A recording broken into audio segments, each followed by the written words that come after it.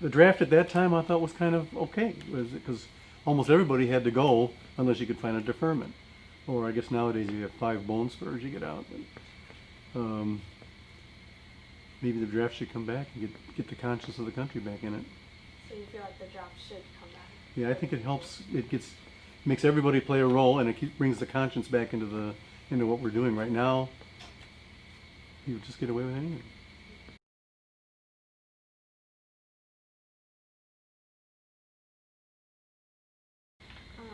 Now, it states that if there are any large events, and it said the whole era of the Vietnam Yeah, involvement. that Vietnam era was a very interesting era.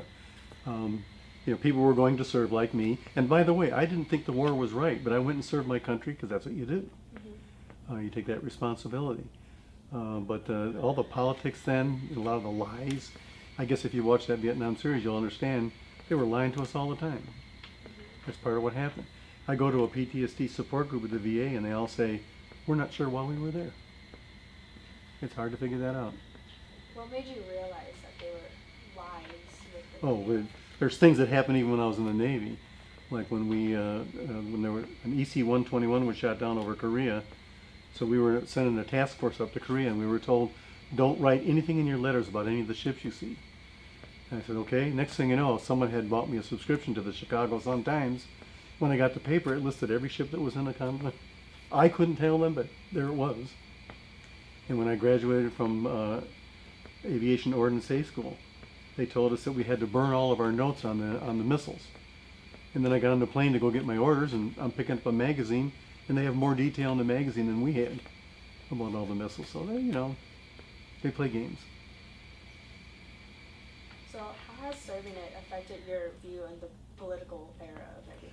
Yeah, well, I think as I said in my question, I feel still very strongly that people should serve their country, not necessarily in the military. I guess I've read that only 7% of people serve in uniform.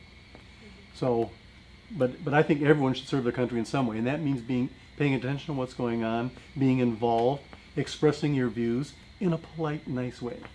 I feel very strongly that our politics right now are horrible. All we do is attack each other. It's just making no sense to me. I didn't fight for that.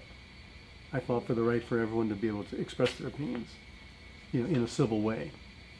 So you agree that serving for the country doesn't necessarily mean military? No, it doesn't mean really. It affects us a lot because, we don't need everybody in the Army or Navy. But yeah, I think serving your country means a lot of things, but it means being responsible, paying attention to what's going on and being involved in the society and politics and everything else, and expressing your voice.